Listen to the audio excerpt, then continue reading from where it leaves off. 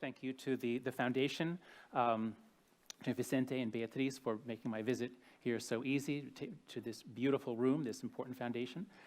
Now, I'm going to be speaking in English. Please raise your hand if you find it very easy to understand me when I speak English like this. Okay? Ooh, but not everybody. Okay. ¿Cuántos aquí están escuchando? ¿Cuántos aquí no hablan inglés? Raise your hand. Okay, so just a few. And ¿y ustedes tienen la traducción? You have the simultaneous translation? Okay. So I will speak English at about this pace. So let's begin. So I come from a country that is having some problems, some political problems. And I flew here to Madrid yesterday, and I find that you're having some political problems. And tomorrow, I'm going to London, where I expect to find, etc. Something really weird is happening. And it's happening not to every country, but to a lot of countries. It's a strange time. It's a frightening time in some ways, but it's also a fascinating time. This is one of the great challenges we've been given. We have many challenges today, but figuring out how to do democracy is a noble one, is an important one, and it's one that we have to all work on together. That's what I'm going to be talking about tonight. We're in this strange time where nobody really knows what's happening, but we can learn from each other. And I come to you bringing a lot of lessons of what not to do with your politics. So let's begin. I put a background of beautiful stars in the background for a very manipulative psychological reason, which is that there's research showing that the emotion of awe, when we see vastness and beauty, it opens our minds, it gives us a distance from our problems, and it makes us more willing to change our way of thinking and to think creatively. So I thought I'd start with a couple of pictures of just pointless cosmic beauty, of the universe being created or stars being created, and the vastness of our world. And don't our problems seem small when you look at them from the point of view of the entire universe? Now, I'm also starting this way so that I can use a metaphor that I've been developing, which is this. There's this very interesting fact about the creation of the universe, that at the time of the Big Bang, everything comes into creation, and then for about 400 million years, there's no matter at all in the universe, just energy. And then, rather suddenly, matter begins to congeal and form, and then we begin to get stars and galaxies and everything else. Well, that's interesting. Here's another interesting thing about these dark ages, this time when there was no matter. Physicists discovered that there are about 25 or so physical constants of the universe. If you took physics in school, you know the gravitational constant, the mass of an electron. And for some of these constants, if they had been just a little bit bigger or smaller, matter would never have congealed, and there would be nothing. There'd be nothing in the universe. And so Stephen Hawking noted that the remarkable fact is that the values of these numbers seem to have been very finely adjusted to make possible the development of life. Well, that's interesting. And that discovery led some people to think, well, maybe God created the universe and set those parameters so that we could be here. Maybe God created the universe and set things just right so that everything could play out, and this would be a kind of intelligent design. Now, I'm not here to comment on theological matters. I'm just using this as a metaphor. Okay, a metaphor has a source domain and then a target domain. And thinking about the source domain helps you see something about the target domain. That's why we use metaphors. Here's the target domain. What I'd like to suggest is that we take the same perspective on liberal democracy.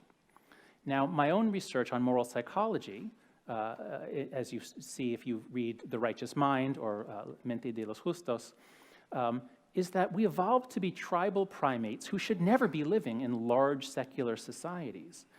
And so, channeling E.O. Wilson, the evolutionary biologist, we might say that humans are tribal primates who evolved for life in small fission fusion societies with intense religion, violent conflict. That's human nature. Now, obviously, we can do democracy. We've done it. But, we might say, we humans are unsuited for life in a large, diverse, secular society unless you get certain settings finely adjusted to make possible the development of stable political life. So it's possible, but there may not be much margin for error. It's possible, but it may require you to get things just right. This is the way the founders of the United States thought. So James Madison is the principal architect of the US Constitution. And they wrote, he and his colleagues, they wrote these amazing papers, the Federalist Papers. And in Federalist number 10, Madison talks about his great fear of faction, division, partisans hating each other, fighting and destroying the country. He used the metaphor of fire a lot, that outrage spreads like fire. And he says, hence it is that such democracies, direct democracies, have ever been spectacles of turbulence and contention, and have, in general, been as short in their lives as they have been violent in their deaths.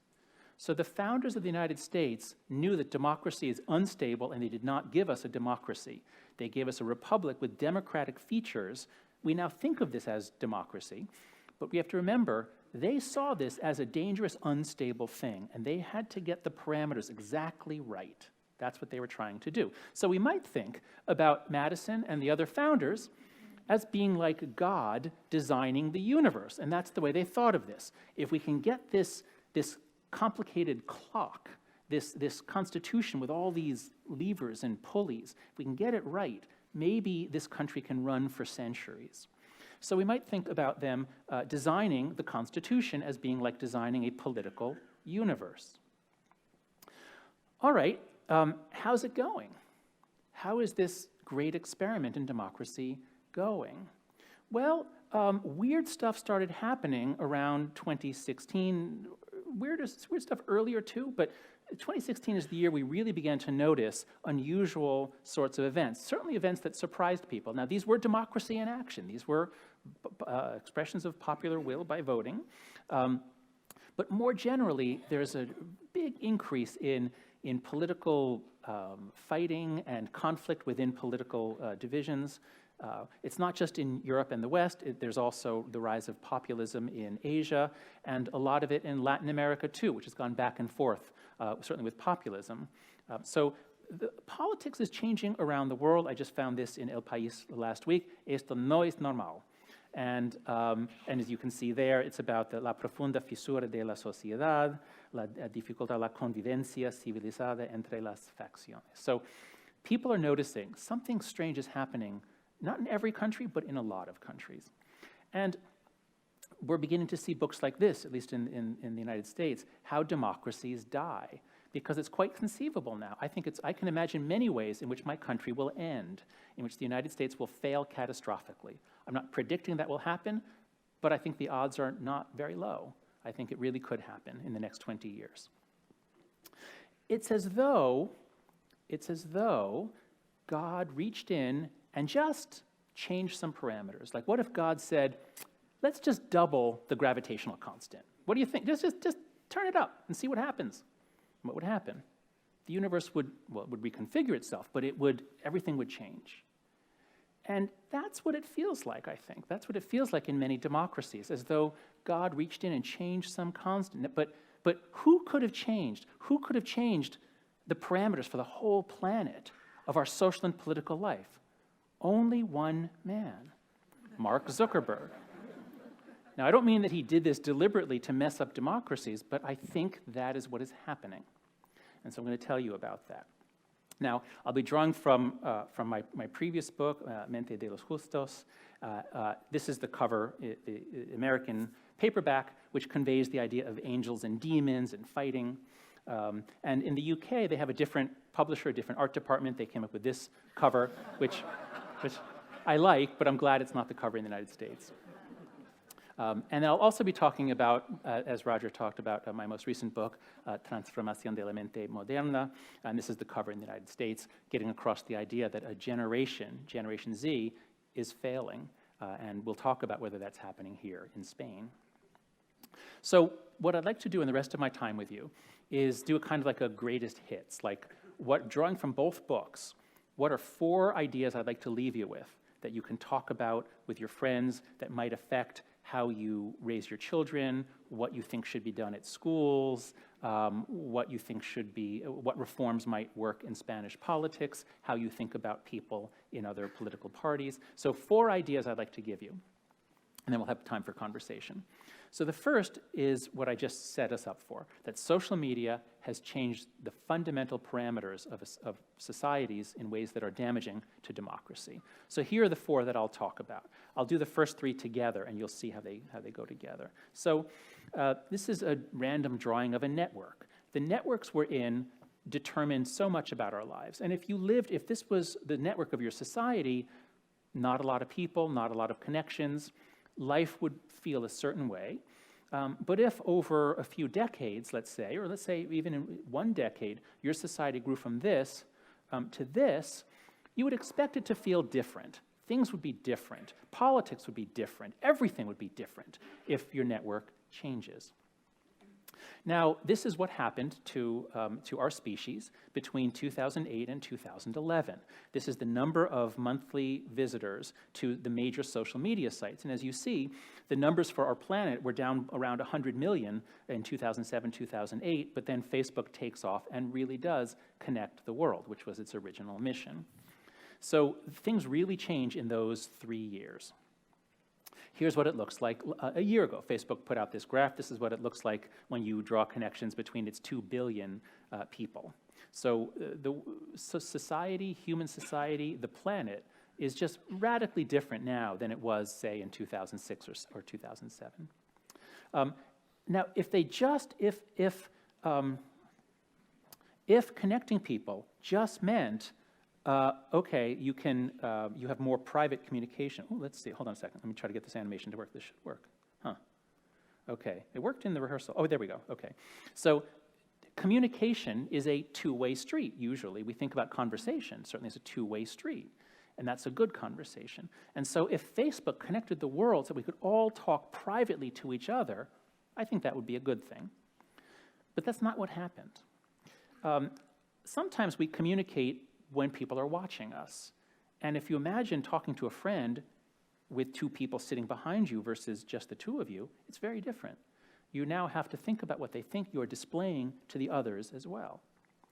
Well, what if it's not 2 people behind you? What if it's 100 people behind you? What if all of your communication every day, you're always talking to your friends, but everything you say to your friends, you're actually talking sort of at them, and you're more concerned with what the 100 other people are thinking of you? That would really affect the nature of communication. And I think this is what's happened, that Zuckerberg, in a sense, reached in and took the public to private ratio of communication and moved it up to, let's just say 100 to 1. Who knows what it is? This changes everything, I believe. So on to the second parameter.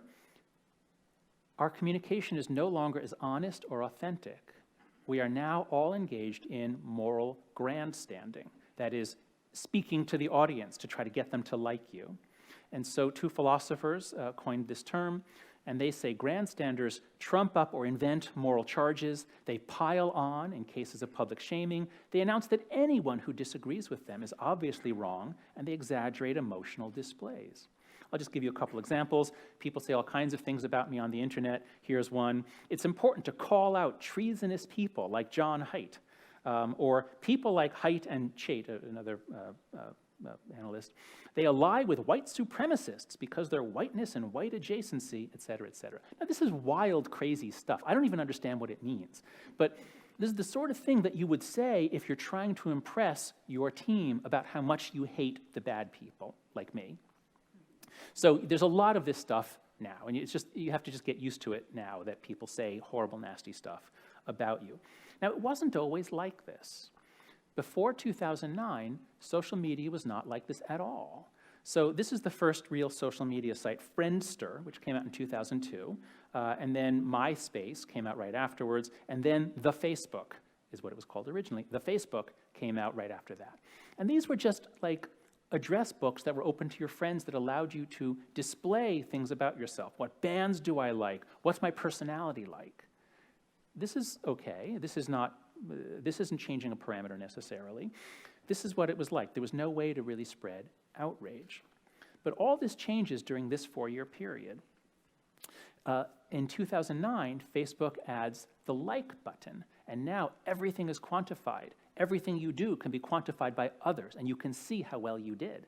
And then you can learn to optimize it to get more likes. And kids especially are picking this up. In 2009, Twitter adds the retweet button, and then Facebook copies it with the share function. So now everything's quantified, and everything can be shared instantly across your giant network. In 2011, Facebook takes its news feed, which it had had for a long time, and it's not chronological anymore. Now it's optimized by artificial intelligence and algorithms for engagement. So whatever makes you click on it, that's what you'll get more of, especially, so that often means things that make you angry. And finally, the news outlets, the newspapers and media sources have to adapt because people aren't going to them anymore. They're getting the New York Times through Facebook, for example. So all of the newspapers and magazines and TV shows have to adapt to attract people via Facebook. And so they start testing their headlines for maximum engagement. So we get the rise of headlines like this from Upworthy. A boy makes anti-Muslim comments in front of an American soldier. The soldier's reply is priceless. Okay, perfectly innocent, but it's this technique of luring you in with the promise of something unknown, and this becomes very common. CNN, a major news source, then has a headline, 14-year-old girl stabbed her little sister 40 times. The reason why will shock you. And so when the news media takes on this technique of fighting to get people to come to our site, the news changes, and it's more about, well, it's less professional, and it's more about engagement. So 2013, I believe, is, as this journalist says, the year that we, meaning journalists, the year that we broke the internet.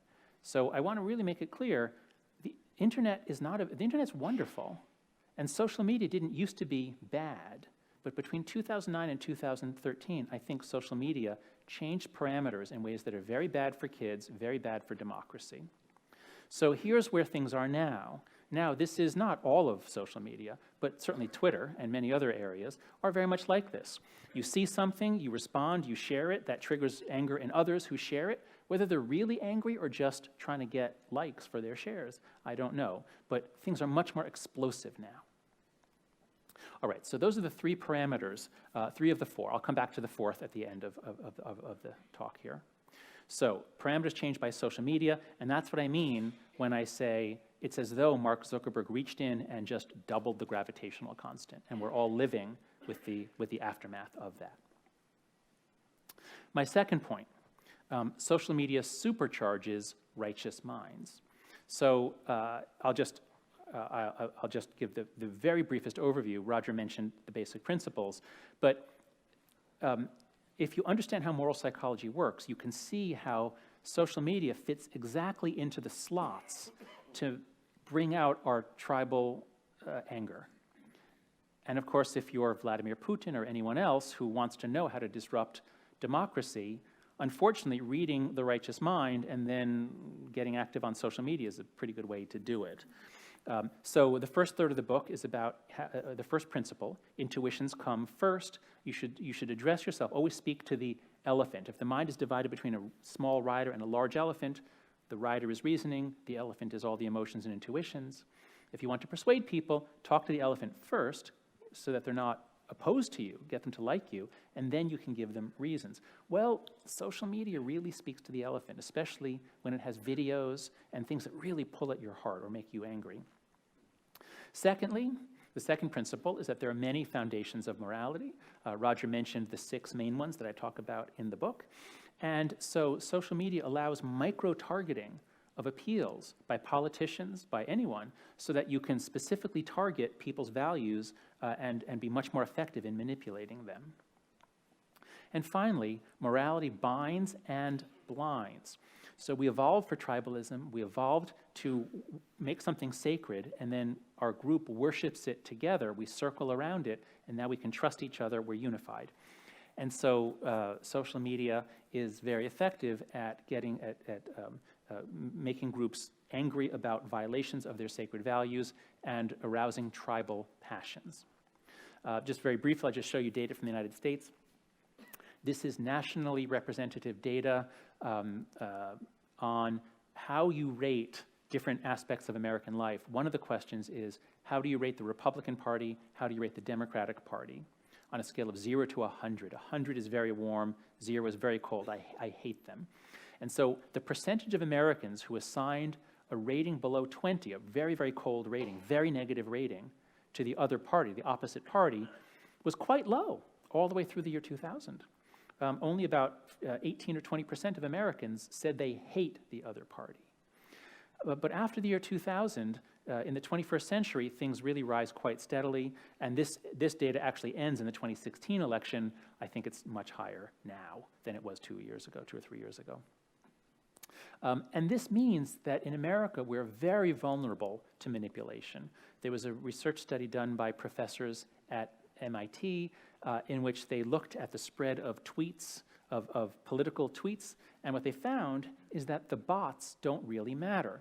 What they found is that the Russians were able to put terrible, false things, and some true things, into circulation, and they didn't need all those bots they created. Americans were very happy to forward Russian propaganda. We will do anything to make the other side look bad. So we are very easy to exploit. And so in preparation for my trip here, I looked to see which aspects of these problems are happening here. And most of the problems that we have in the United States are happening here to some extent. So you can be the judge of this, but when I've talked to Spaniards, they seem to agree that yes, you have a decline of the center and a rise of more extremes in your politics. So that's all I'll say about the second point. So those two were mostly from The Righteous Mind, La mente de los justos. But the political polarization is part of the problem that is shaping young people today. So let's talk about Gen Z. Is there anybody here who is under 24 years old? Please raise your hand if you're under 24. Wow, excellent. Okay, so we have a bunch of people who are in Gen Z. The cutoff in Spain might be a couple years later, so some of you might be millennials. This is unknown, but you please comment afterwards in the question period. So this is the cover that the editors selected for the book, and Greg Lukianoff and I wrote this book in response to some things that were happening at American universities. Now, I don't know if you've heard these terms, but suddenly from out of nowhere, students were requesting trigger warnings. If a professor is going to assign a book that has violence in it, or say Greek mythology, and Greek mythology often has rape in it, how can you have college students read this book without warning them? This is what some students began saying in 2014. It was very surprising to us, but it began then. At the same time, students were increasingly active in shouting down or getting people canceled. So and it wasn't always conservatives who were being canceled. Christine Lagarde, anybody who was objectionable to certain students could be canceled, and they would try to make the university rescind the invitation. Also at the same time, students started asking for safe spaces. That is, if in the case at Brown University, a debate between two feminists might be upsetting to some students. Now, they don't have to go to the debate, but knowing that the debate is happening could be so upsetting, the university had to create a space to protect them and make them feel comforted. At least that's what some students wanted them to do. So this was all very strange and all very sudden. In 2014, 2015 is when it all started. In part 3 of the book, we go through 6 reasons why this happened. It's a really interesting story. It was really fun to write. I've talked about rising polarization. That's one partial cause. Briefly, I'll talk about the other 3. the next three. So we know we have some people who are Gen Z here. How many people in the audience have children who were born after 1995? Raise your hand if you have children born after 1995. Okay, a lot of you there too. All right, so, so let's talk about what's happening to Gen Z. So Gen Z is very different from the millennial generation, at least in the United States. Canada and Britain are all very similar. I don't know, we'll talk about what's happening in Spain. The big change is that Gen Z has many fewer life experiences. They take longer to reach normal milestones, normal developmental stages. So the percentage of 12th graders, this is roughly age 18, who have a driver's license. When I was in high school here, you would get your driver's license the day that you turned 16, unless it was Sunday. Then you would wait until Monday. But you always, I mean, why would you wait? It's so exciting. But the percentage began dropping with the late millennials, and then with Gen Z, it's going down even further. The percentage who have ever had alcohol is dropping quickly. The percentage who have ever gone out on a date or any sort of romantic interaction, and the percentage who have ever had a job for money. All these things are going way down. So that when students are done with high school and coming to college, a lot of them have never driven a car, had a drink of alcohol, gone out on a date, or worked for money. And they come to college, and somebody assigns a book that has rape in it. And now they find it difficult to cope with this. They're fragile. They have had much less life experience. They're not as tough as previous generations. This is borne out in a lot of data. So this is data from universities. When, in 2010 and 2012, all of the students were millennials. But by 2016, all of our students are Gen Z, and the only thing that really goes up is psychological disorders. They're very different. They have much higher rates of psychological disorders. But not most psychological disorders, only depression and anxiety. That's it. Not schizophrenia, not externalizing disorders. It's only depression and anxiety, and it's mostly the girls. So the boys' rates go up, the girls' rates go way up, and this is the universal pattern that I see in Britain, Canada, Australia, New Zealand. This is university students. Once again, when Gen Z arrives, the rates for males go up, but the rates for females go way up. So we're beginning to talk about this, and some people have said, well, come on, it's not real. It's just that Gen Z is so comfortable talking about depression. So this is a good thing that the rates are up, because it just means they're more honest. Well, it's a good theory. It could be true, but it's not, because if we look at behavior, we see the same thing.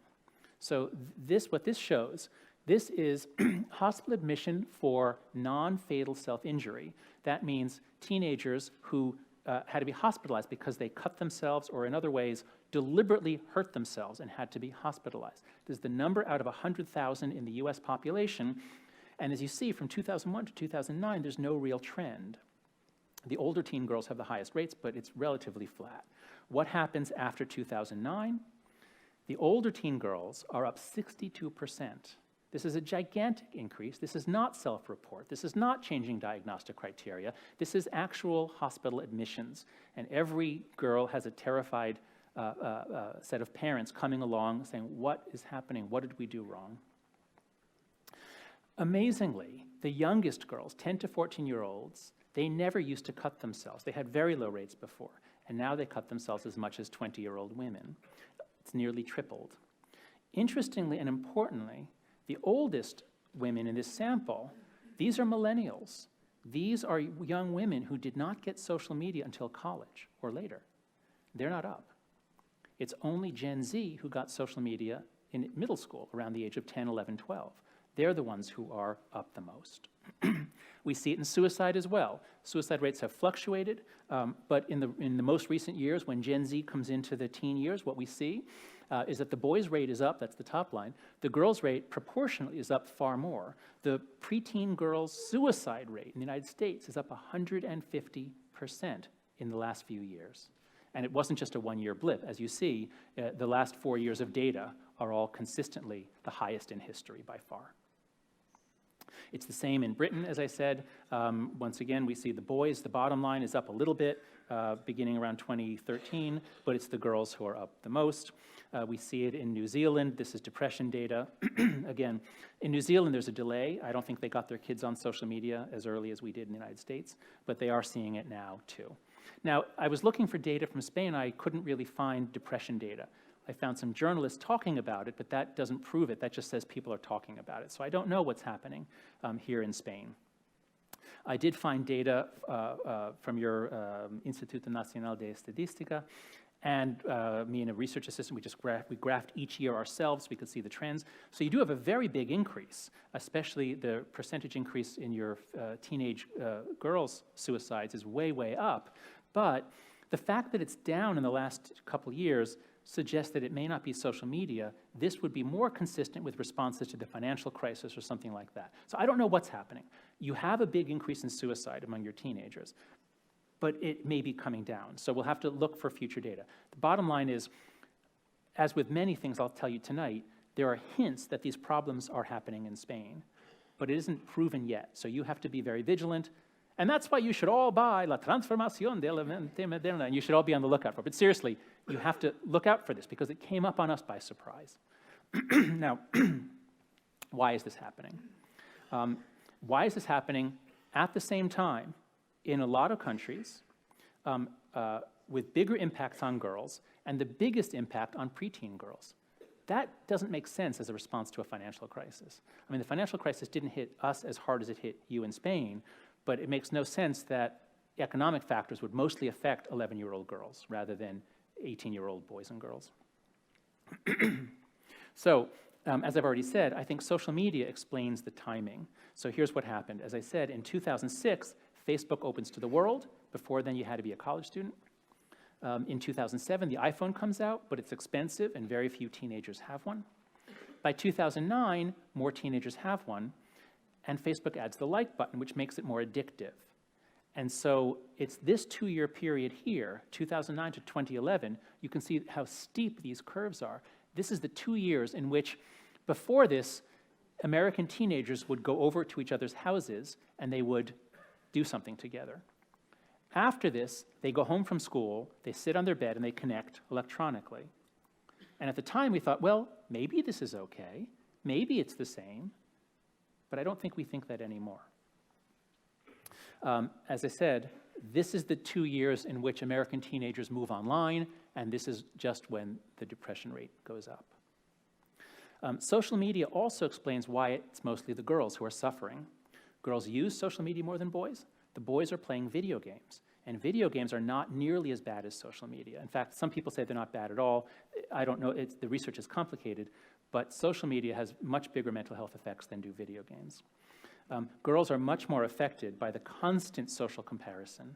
I assume it's the same here, that teenage girls will spend a lot of time composing a selfie, composing a photograph to get it exactly right.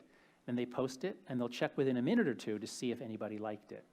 This is not a healthy way to grow up, and it mostly affects the girls. Girls are more affected by fear of missing out. You can see where your friends are, either from tracking them or from their Instagram feed, and you see them all having fun and you're not there. This is very painful, and it's probably more painful for girls than for boys. And finally, girls and boys are equally aggressive, but boys' aggression is physical. They threaten to punch each other, hurt each other. And so when they're all online, making teams to kill other groups of boys, as my son does with his friends, that's actually not bullying. That's actually practice for warfare. It's actually fun for boys. But girls' aggression is relational. Girls don't punch each other. They damage other girls' friendships or reputations. That's the way girls' aggression is expressed. And social media is an incredible gift to aggressive girls. It allows them to harm anyone they want, anytime, with full deniability. So that's my argument that social media, especially early exposure, is bad for kids. And there's a lot more data. If you go to thecoddling.com, I have reviews of the published literature looking at all the studies about social media and mental health. But there's a second cause. In the book, we talk about all these different causes. Social media is one, but the other big one, and this is one where you clearly are doing this too in Spain, is this. Children are anti-fragile. They're not fragile. Children need to experience failure, being criticized, being ostracized, being teased. They need to experience these things. Not every day, that would be terrible.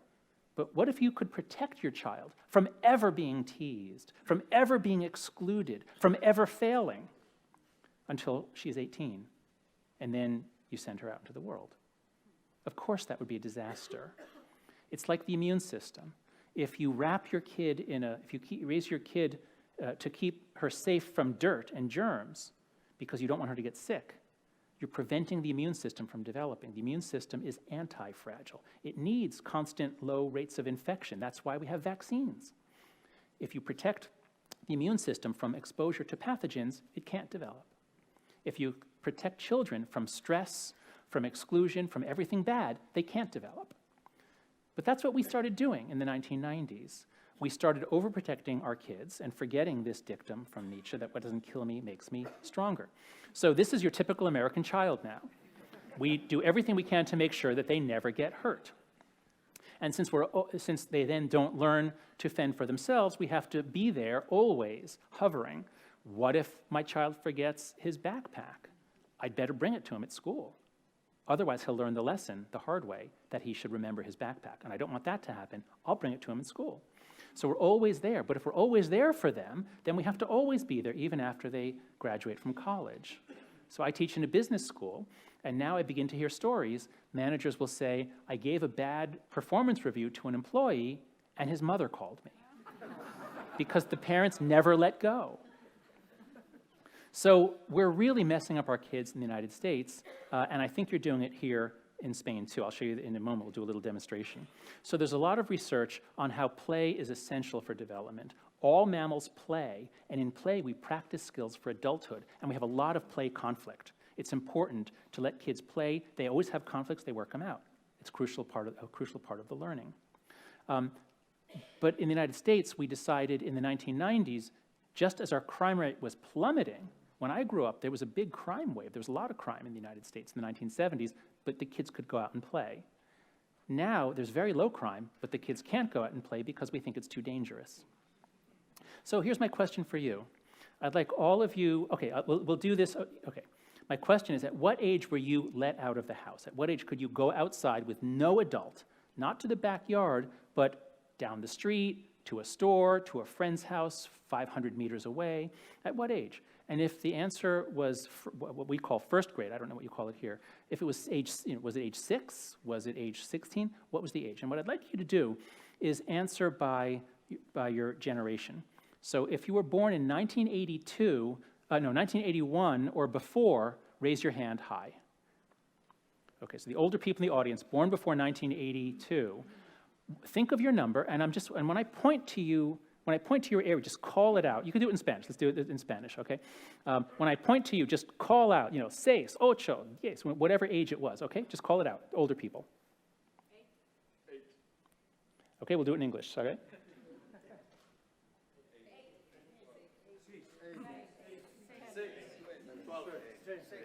Okay, so you see, it's almost all 6 to 8. And that's exactly what we find in the United States. It's what I found in Australia a couple months ago, in New Zealand. So this is the normal rule for our species, is, actually in a lot of places they let them out at 3 or 4. But okay, by 6 to 8, kids are out getting independent experience. That's the normal developmental path. Now what I'd like to do is I'm going to ask just Gen Z. So sorry, millennials, you're not interesting because you're just in the middle. But Gen Z, so I'm going to ask all those of you who are 23 or below, and anyone who has a child between the ages of 10 and 8, anyone who has a Gen Z child between 10 and 23. So if you're a parent with a Gen Z child, you also answer. So all of you, raise your hand now. If you're Gen Z or you have an older Gen Z kid, raise your hand. Okay, just you. Think of the number, and it's the number you let your kid out at, and call it out. What number? 12. 8. 16. 12. Okay, so you see what happened. We go from 6 to 8 to 10 to 12, and I heard a couple of 16s. Now tell me, how much higher is the crime rate now than it was 20 or 30 years ago? How much higher? negative 30%, right? The crime rate's much lower here. Around the world, crime rates have dropped in most advanced countries. Things are safer. Your kids have never been safer, but yet you're locking them up too. You're doing just as bad a job as we are in America. Why? What are you afraid of? Well, okay, we'll do that in the discussion section. Tell me what you're afraid of in the discussion section. But this was my concern, that this is one trait which seems identical in Spain to what's happening in America, Canada, Britain, and Australia. Now, so I hope I've shown you now that Gen Z is fragile, and part of the reason is early social media and denied independence. We don't let them out to become self-supervising. The last point I want to make is that Gen Z may be cut off from wisdom. Social media in particular may be changing socialization such that you have, or older people have much less influence on Gen Z than has ever happened before in history. That's at least a possibility. So here's how it works. I talked about the first three parameters, now we'll do the fourth, what we might call presentism. So I want to tell you about the philosopher Edmund Burke, who expressed a very interesting fear long ago. And so I assume it's the case here too, that if you walk into a room with a bunch of teenagers, that they look like this, right? It often happens that now they might be communicating with each other, but they might be communicating with all kinds of people. And look, adults do this too. I'm not saying that the kids are unique, but for adults, their brain was already developed. It doesn't seem to be as harmful. So think about it this way. All of us have a river of information coming into our eyes and our ears. As long as we're awake, we have information coming in at various rates. What I'd like you to consider is how much of that information is new information, so less than 1 week old, and ideas, images, songs, jokes that were created within the last 7 days. How much of it is middle-aged, 10 to 50 years old? Maybe your parents or grandparents created it, so you're connected, you get information, you get ideas from previous generations. How much of it is more than 100 years old, created by people you don't even know their names? It becomes part of our cultural heritage. So if we imagine in the 19th century, I have no idea what the ratio was. And let's be clear that they had less coming in than we do now. So we have a lot more information, that's a good thing. But what about the ratio? So whatever it was in the 19th century, or early 20th century, whenever that image was taken, how does it change by the mid to late 20th century, where now we have television, radio, telephone? So now, of course, the new information grows enormously, and the classic information, at least as a percentage, is going to shrink. But notice that for us older folks, we watched too much television when we were kids. Our parents were concerned that we watched too much television. But who created the television? Everything we watched was created by adults. So I grew up watching Bugs Bunny. Do you have Bugs Bunny in Spanish? Okay, so Bugs Bunny teaches you opera, he teaches you history, he teaches you jokes from 30 years earlier. So I learned about my parents' generation in part from watching Bugs Bunny. And we often watch TV with our parents. So you'd have a shared family experience taking in certain important TV shows that everybody was watching. Well, what happens when we go from the late 20th century to the early 21st? What happens? Once young people have hyper-connected themselves to each other, there's just not much room for anything older. And what they're consuming, most of it is created by each other, not even by their parents' generation. So the river of information changes radically. And what I think is happening is what Edmund Burke feared. So Edmund Burke, the famous philosopher, an Irish, British statesman, said, "We are afraid to put men to live and trade, each on his own private stock of reason." Meaning, we're afraid to send people out into the world using just what's in their own heads. Because we suspect that this stock in each man is small, and we suspect that the individuals would do better to avail themselves of the general bank and capital of nations and of ages. Okay, the language is a little bit difficult if you're not a native speaker, but he's saying, we don't send people out to live just on what they think, because we know that they don't have much in their own heads, and that they're much better off if they can draw from the collected wisdom of humanity and of the ages. Okay, so it's a very good insight, a very interesting idea, and I think that's what's happened. So Gen Z is the first generation, possibly in human history, to be cut off from the transmission of stories from previous generations. Now, of course, they have Wikipedia. They can get access to anything, which is great, but what are they getting access to? So our efforts, whatever virtues there are in Spanish society, whatever virtues you want to impart to your kids, might be very difficult because they're just not listening. They're not connected to you as much as previous generations were. So that's why I think the image that they picked here is very interesting. It's this, I'm sure most of you have been here. My family, we went to Barcelona last summer. We went to this beautiful, beautiful bookstore.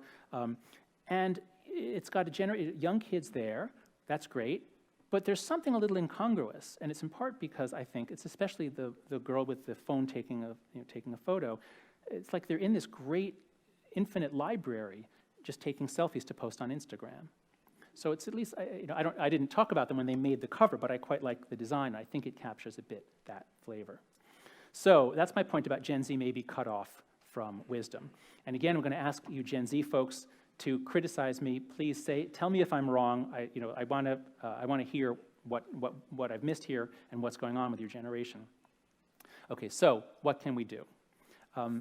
If it's true that the parameters of social life have changed, and I was at the Prado yesterday, I should have used this as an abstract for my talk. I think this is basically the condition of some parts of society. So what can we do?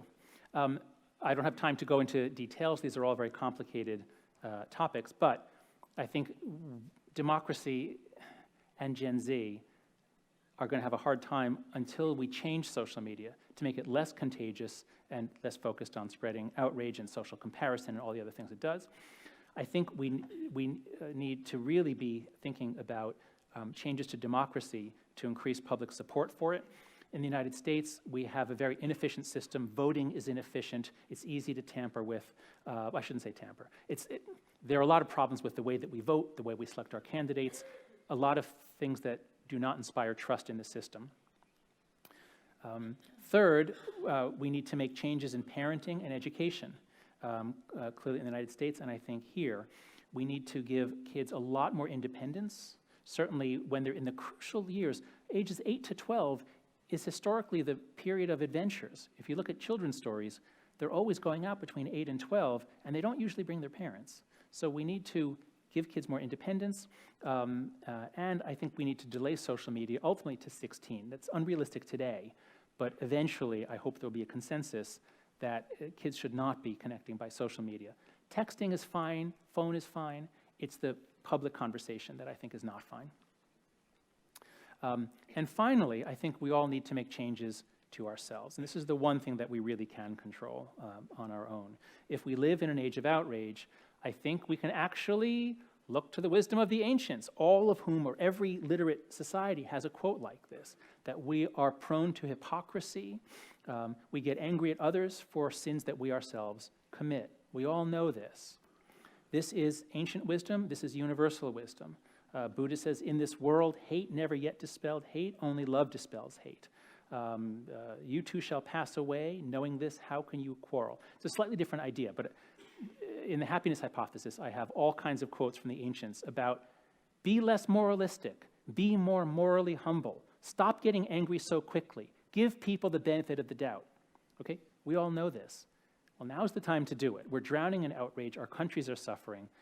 Now is the time to do it. And so I've begun proposing that people take this simple pledge.